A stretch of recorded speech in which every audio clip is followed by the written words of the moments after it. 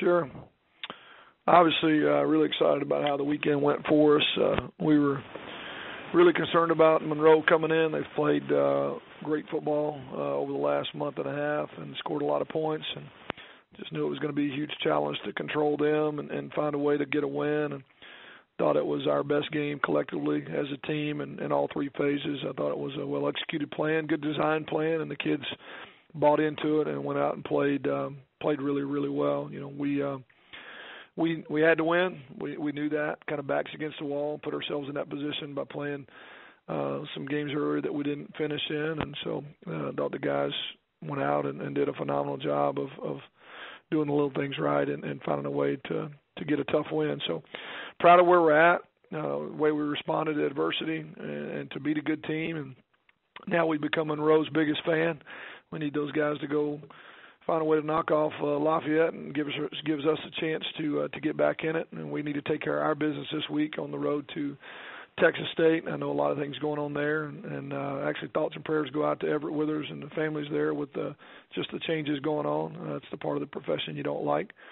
But, you know, we got a job to do. We need to go find a way to win, and that's what we're going to focus on doing. Thank you very much, Coach. Our first questions come from Matt with the Jonesboro Sun. Please go ahead, Matt. Morning, Coach. How are you? Good. Are you guys incorporating Kirk Merritt just more into the offense in the last few weeks, or it just seems like he's getting more and more plays or balls thrown his way?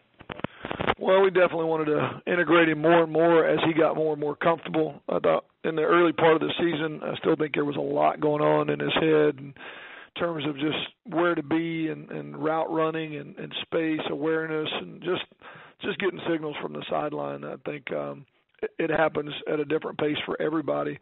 And I think you've seen over the course of the last month and a half that he's just gotten more and more comfortable and confident in what he's doing, which allows us to utilize him more.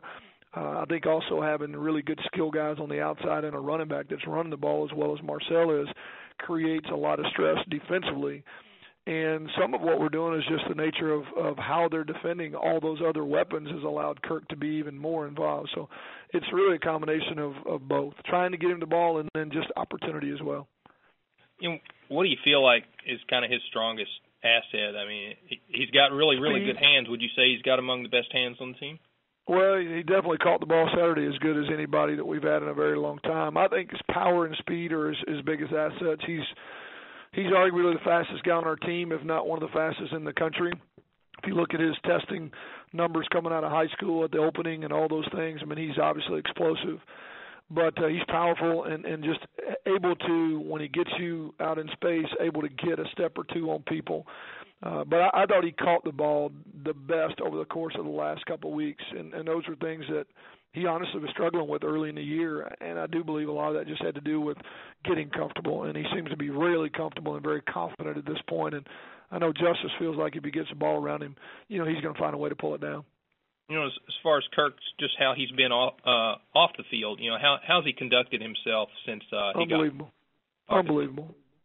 Great in the classroom, not one issue off the field, not even been late for a meeting or missed a meeting along the way, whether it be tutors or study hall or anything. He has had basically a great time here without any incident whatsoever, and has been really a leader by example on how to do things.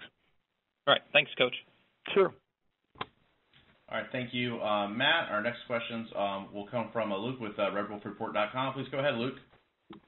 Hey, Coach, you mentioned what's going on at Texas State with Everett Withers and everything. Is this sometimes you see a team that will kind of rally around that? Is that something you'll discuss with your team this week to kind of make them aware, you know, not to try to look past these guys in any way?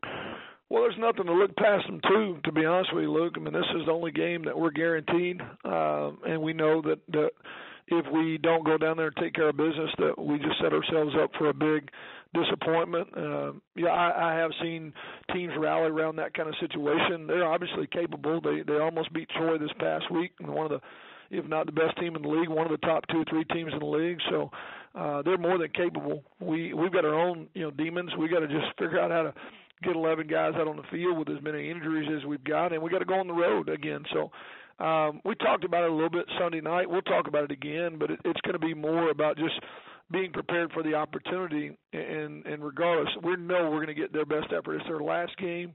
It's seniors' last game. It'll be senior day. It'll be kind of their bowl game for them, and obviously the emotions of what's going on. I think you just have to be prepared for them to play the best game they played all year and hope that we can do well enough to find a way to get a win.